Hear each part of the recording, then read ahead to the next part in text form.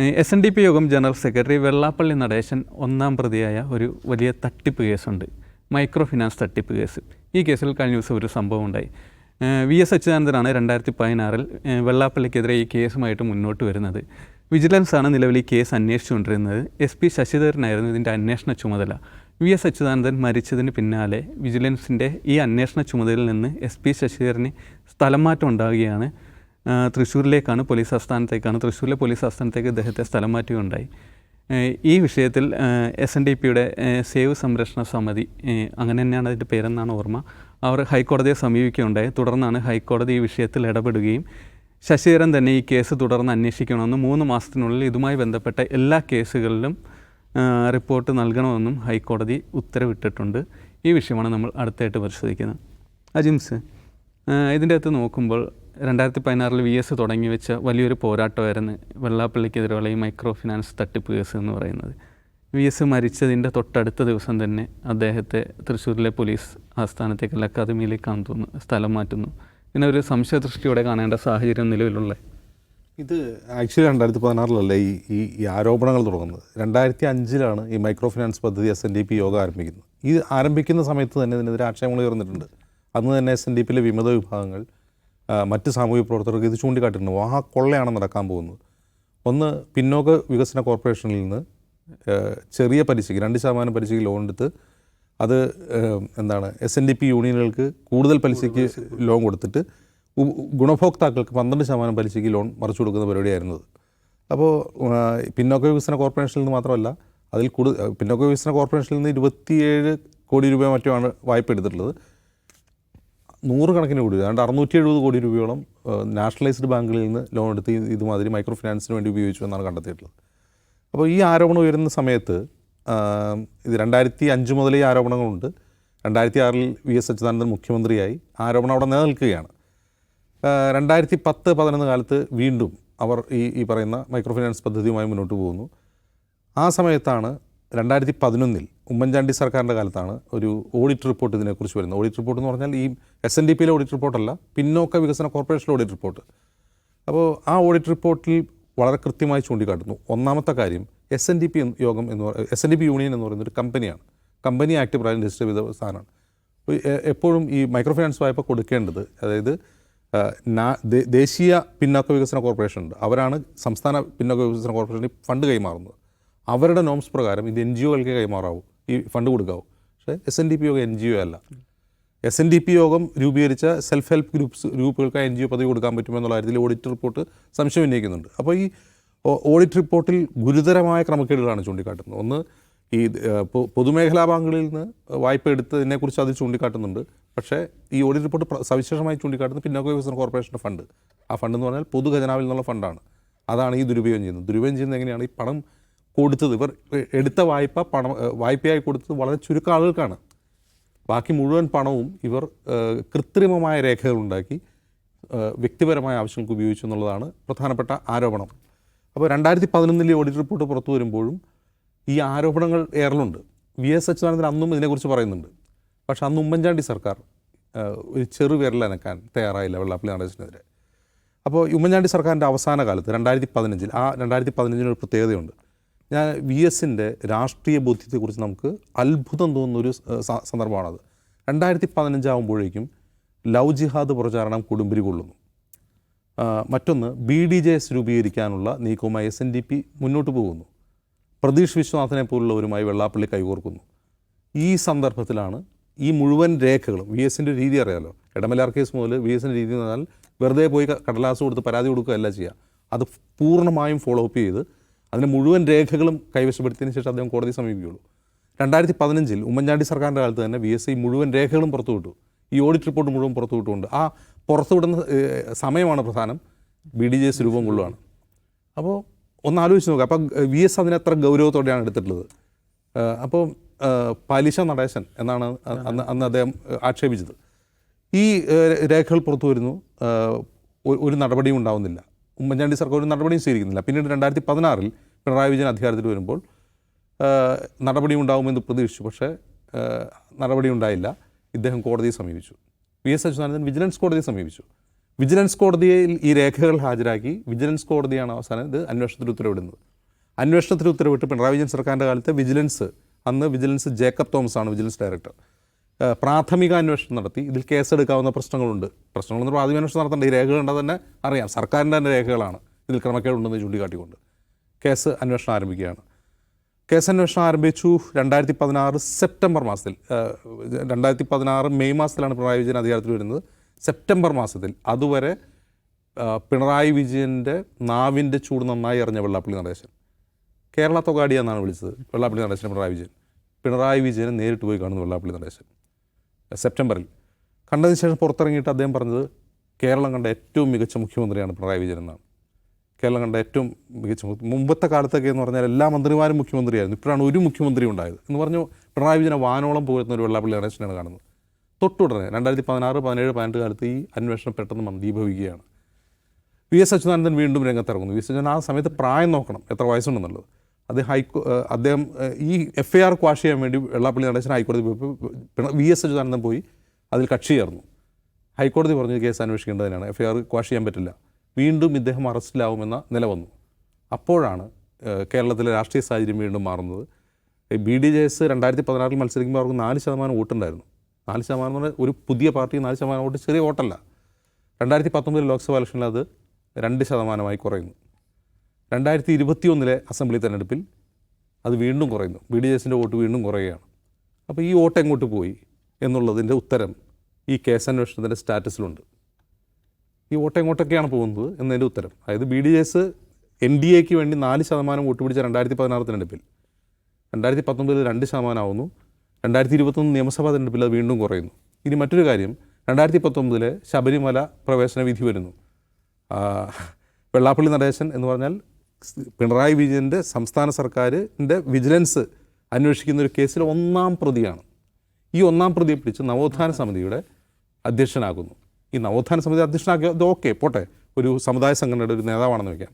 പക്ഷെ അദ്ദേഹത്തിന് ഈ ശബരിമല സ്ത്രീ പ്രവേശനത്തിലുള്ള നിലപാടെന്താണ്? അതിനെ എതിർക്കുന്ന ഒരാളെ പിടിച്ച് നവോത്ഥാന സമിതിയുടെ ചെയർമാനാക്കി തലപ്പത്ത് വയ്ക്കുന്നു. ആ തലപ്പത്ത് വയ്ക്കുമ്പോൾ അതിൻ്റെ ഒരു രാഷ്ട്രീയം കേരളത്തിൽ ചോദ്യം ചെയ്യപ്പെടുന്നു എന്നുള്ളതാണ്. അതായത് സ്വന്തം സമുദായ സംഘടനയെ പണയം വെച്ച് സംഘപരിവാറുമായി കൈകോർത്ത്, സംഘപരിവാർ വെറുതെ കൈകോർക്കുകയല്ല, 2007 മുതൽ 2015 വരെയുള്ള 8 വർഷക്കാലം കേരളത്തിൽ ലവ് ജിഹാദ് എന്ന ഒരു തെറ്റായ കള്ളപ്രചാരണം അഴിച്ചുവിട്ട് കേരളത്തിൽ അതിരൂക്ഷമായ സാമുദായിക ധ്രുവീകരണം നടത്തിയ ഒരാളാണ് വെള്ളാപ്പള്ളി നടേശൻ. അതിൻ്റെ പതാകവാഹകനാണ്. മറ്റു ചിലരുമുണ്ട്, പക്ഷേ വെള്ളാപ്പള്ളി നടേശൻ അതിൻ്റെ പതാകവാഹകനായിരുന്നു. ഇടയ്ക്കിടയ്ക്ക് അത് വിഷയം എടുത്ത് ഇട്ടുകൊണ്ടിരിക്കും. ആ മൂലധനം സ്വരൂപിച്ചുകൊണ്ട് അദ്ദേഹം ഒരു പാർട്ടി ഉണ്ടാക്കി, BJPയുടെ മുന്നണിയിൽ ചേർന്നു. BJPക്ക് വേണ്ടിയാണ് പാർട്ടി ഉണ്ടാക്കിയത്, NDAക്ക് വേണ്ടിയാണ് പാർട്ടി ഉണ്ടാക്കിയത്. അങ്ങനെ പാർട്ടി ഉണ്ടാക്കിയ ഒരാളെ ചേർത്ത് പിടിക്കണമെങ്കിൽ ആ ചേർത്ത് പിടിക്കുന്ന രാഷ്ട്രീയത്തിന് ചില പ്രശ്നങ്ങളുണ്ട്. അയാളെ നവോത്ഥാന സമിതിയുടെ ചെയർമാനാക്കുകയും അയാൾ എന്ത് വർഗീയ വിദ്വേഷം പ്രസംഗിച്ചാലും അയാൾ കുമാരനാശാനേക്കാൾ ആണെന്ന് പുകഴ്ത്തുകയും ചെയ്യുന്ന രാഷ്ട്രീയത്തിൻ്റെ ഒരു പ്രശ്നമുണ്ട്. ആ പ്രശ്നം കുറേ കൂടി വെളിവാകുന്ന സംഭവമാണ് നമ്മൾ നിലമ്പൂർ ഇലക്ഷൻ തൊട്ട് മുമ്പ് വണ്ടൂരിൽ കണ്ടത്. അതിനുശേഷം വണ്ടൂരിൽ ആ വിദ്വേഷം പ്രസംഗിച്ച് തൊട്ടുടനെ മുഖ്യമന്ത്രി അദ്ദേഹത്തെ പുകഴ്ത്തുന്ന കാഴ്ചയും നമ്മൾ കണ്ടു. ഇവിടെ ഇപ്പോൾ എന്താണ് സംഭവിക്കാൻ പോകുന്നത്? എന്തിനായിരിക്കാം ഇപ്പോൾ ഒരു വശത്ത് മൈക്രോ ഫിനാൻസ് കേസുണ്ട്. നമുക്ക് മറന്നു പോകാത്ത വേറൊരു കാര്യം, വാജ്പേയി സർക്കാരിൻ്റെ കാലത്ത്, അതായത് വാജ്പേയി സർക്കാരിൻ്റെ കാലത്ത് ഇതേ വെള്ളാപ്പള്ളി നടേശൻ്റെ ഗോഡൗണുകളിലും ഓഫീസുകളിലും CBIയുടെ റെയ്ഡ് നടന്നിരുന്നു. ഈ CBIയുടെ റെയ്ഡിന് ശേഷമാണ് വെള്ളാപ്പള്ളി നടേശൻ പ്രത്യക്ഷമായ സംഘപരിവാർ അനുഭവം കാണിച്ചു തുടങ്ങുന്നത്. അതേസമയം തന്നെ മൈക്രോ ഫിനാൻസ് കേസ് വരുന്നു. മൈക്രോ ഫിനാൻസ് കേസ് ഒരു വശത്ത്, മോദി സർക്കാർ മറുവശത്ത്. വെള്ളാപ്പള്ളി നടേശൻ ഇപ്പോൾ എന്താ ചെയ്തുകൊണ്ടിരുന്നത്? ശരിക്കും BDJS എന്നൊരു പാർട്ടി ഉണ്ടാക്കി NDAക്ക് കൊടുക്കുന്നു. മറുവശത്ത് മുഖ്യമന്ത്രി എന്ന നിലയിൽ പിണറായി വിജയൻ്റെ തൊഴിൽ കൈയിടുന്നു, അദ്ദേഹത്തെ പുകഴ്ത്തിക്കൊണ്ടിരിക്കുന്നു. അപ്പോൾ ഈ രാഷ്ട്രീയത്തിൽ വെള്ളാപ്പള്ളി നടേശന് പലതരം ലാഭങ്ങളുണ്ടാകും. VS അച്യുതാനന്ദൻ എന്തുകൊണ്ടാണ് ഇക്കാര്യത്തിൽ വളരെ ഉറച്ച നിലപാട് സ്വീകരിച്ചെന്ന് കൂടി നമ്മൾ ആലോചിക്കണം. ഒന്ന്, VS അച്യുതാനന്ദൻ ആലപ്പുഴ ജില്ലക്കാരനാണ്. അദ്ദേഹം വെള്ളാപ്പള്ളി നടേശൻ്റെ സമുദായംഗം കൂടിയാണ്. ജനങ്ങൾക്കിടയിൽ പ്രവർത്തിച്ചു വന്നൊരു നേതാവാണ് VS അച്യുതാനന്ദൻ. ഈ കേസിൽ, ഈ മൈക്രോ ഫിനാൻസ് കേസിൽ പരാതിക്കാർ എന്ന് പറയുന്നത് 124ഓളം കേസുണ്ട്. ഈ പരാതിക്കാർ എന്ന് പറയുന്നത് വെള്ളാപ്പള്ളി നടേശൻ നേതൃത്വം കൊടുക്കുന്ന സമുദായത്തിലെ ഏറ്റവും തൊഴിലാളി വർഗത്തിൽപ്പെട്ട സ്ത്രീകളാണ് പരാതി കൊടുത്തിട്ടുള്ളത്, അവരെയാണ് പറ്റിച്ചിട്ടുള്ളത്. അപ്പോൾ VS അച്യുതാനന്ദൻ ആരെയാണ് പ്രതിനിധീകരിക്കുന്നത്? ആ സമുദായത്തിലെ അടിസ്ഥാന വർഗത്തിൽപ്പെട്ട സ്ത്രീകളെയും ആ ജനവിഭാഗങ്ങളെയാണ് പ്രതികരിക്കുന്നത്. VS അച്യുതാനന്ദൻ എന്തുകൊണ്ടാണ് ശക്തമായ നിലപാട് സ്വീകരിക്കുന്നത്? വെള്ളാപ്പള്ളി നടേശനല്ല ഈ സമുദായത്തിൻ്റെ വോട്ട് തീരുമാനിക്കുന്നത്. ആ വോട്ട് ബാങ്ക് വെള്ളാപ്പള്ളി നടേശൻ്റെ പോക്കറ്റിലല്ല എന്ന് VS നന്നായിട്ട് അറിയാവുന്നതുകൊണ്ടാണ്. എന്തുകൊണ്ടാണ് വെള്ളാപ്പള്ളി നടേശൻ ചലഞ്ച് ചെയ്ത രാഷ്ട്രീയ നേതാക്കളൊക്കെ വിജയിക്കുകയും തോൽപ്പിക്കുമെന്ന് പറഞ്ഞ രാഷ്ട്രീയ നേതാക്കൾ വിജയിക്കുകയും അദ്ദേഹം ജയിപ്പിക്കണമെന്ന് പറയുന്നവരൊക്കെ തോറ്റുകയും ചെയ്യുന്നതുകൊണ്ടാണ്? അത് വെള്ളാപ്പള്ളി പറയുന്നിടത്തല്ല ഈഴവ സമുദായം വോട്ട് ചെയ്യുന്നതെന്നുള്ളതുകൊണ്ടാണ്. അത് നന്നായി മനസ്സിലാക്കിയ ഒരാളാണ് VS അച്യുതാനന്ദൻ. പക്ഷേ പിണറായി വിജയൻ എന്ന മുഖ്യമന്ത്രി എന്താ ചെയ്തുകൊണ്ടിരിക്കുന്നത്? പിണറായി വിജയൻ എന്ന മുഖ്യമന്ത്രി ചെയ്തുകൊണ്ടിരിക്കുന്നത് ഒരു വശത്ത് സംഘപരിവാറിൻ്റെ തോളിൽ കൈയിട്ടുകൊണ്ട് അവർക്ക് പാർട്ടി ഉണ്ടാക്കി കൊടുത്ത് ഈഴ വോട്ട് ബാങ്കിനെ BJPയിൽ ലയിപ്പിക്കാൻ വേണ്ടി ശ്രമിക്കുന്ന ഒരാളെ ചേർത്ത് പിടിക്കുകയാണ്. എന്തിനു വേണ്ടി?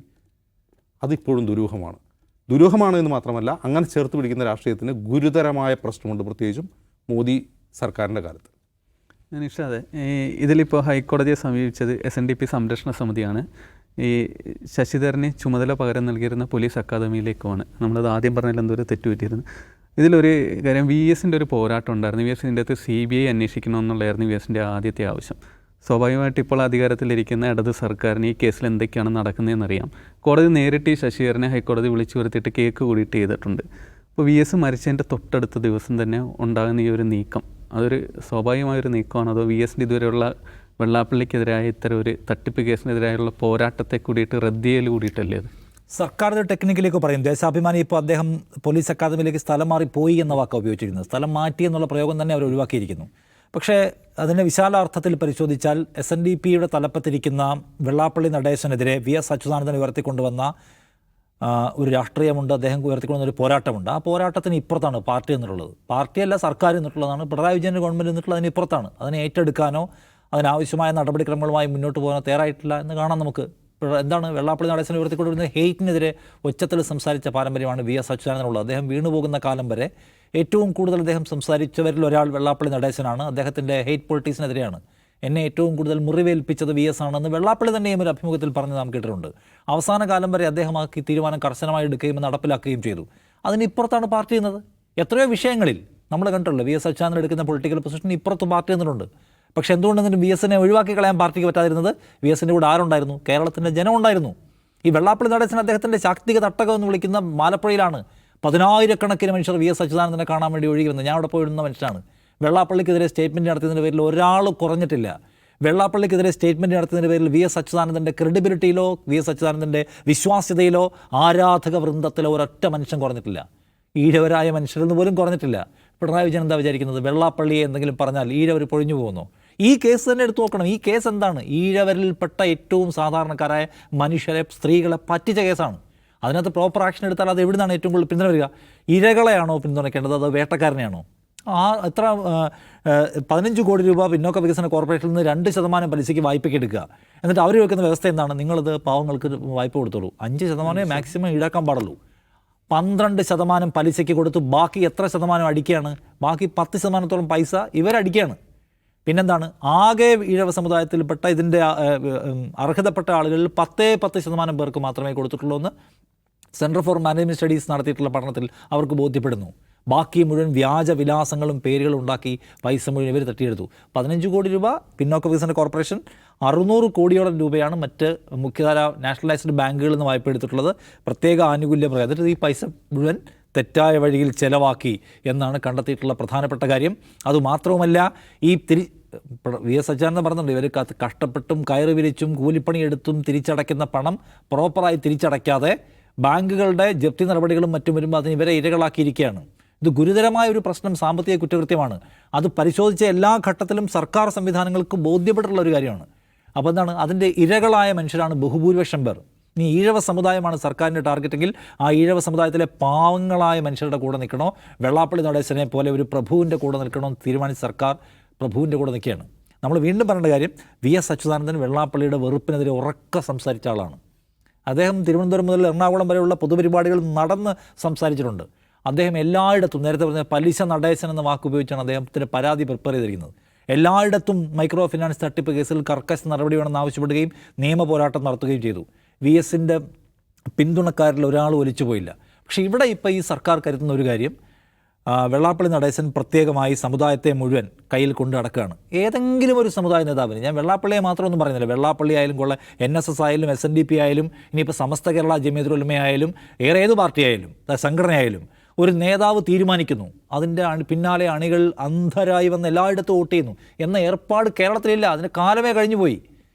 അങ്ങനെ അത് മനസ്സിലാക്കാൻ സർക്കാരിന് കഴിയണമല്ലോ. അപ്പോൾ ഇത് പക്ഷേ ചില കാര്യങ്ങൾ വെള്ളാപ്പള്ളി നടത്തി തരും. വെള്ളാപ്പള്ളിയെ എതിർത്താൽ നമ്മുടെ വോട്ട് ബാങ്ക് ചോർന്നു പോകുമെന്ന് കണക്ക് കൂട്ടി വെള്ളാപ്പള്ളിയുടെ ഒപ്പം നിർത്തിയിരിക്കുന്നു. അങ്ങനെ ഒപ്പം നിർത്തുമ്പോൾ വെള്ളാപ്പള്ളിക്കെതിരെയുള്ള പല കേസുകളും കണ്ടില്ല എന്നടിക്കേണ്ടി വരും. അഴിമതിക്കെതിരായിട്ടുള്ള വലിയ പോരാട്ടം നടത്തുന്നതൊക്കെ അവകാശപ്പെടുന്ന സർക്കാർ വെള്ളാപ്പള്ളി നടേശൻ ഈ സംസ്ഥാനത്തെ പ്രധാനപ്പെട്ട അഴിമതിക്കാരനാണെന്ന് കണ്ടെത്തിയ VS അച്യുതാനന്ദനെ പോലൊരു മനുഷ്യൻ മരിച്ച് നിൽക്കുന്ന സവിശേഷ സന്ദർഭത്തിൽ പോലും അയാൾക്കെതിരെയുള്ള കേസ് അട്ടിമറിക്കാനുള്ള വളരെ തെളിഞ്ഞ ശ്രമം നടത്തുകയാണ്. അങ്ങേയറ്റം അപഹാസ്യമാണിത്.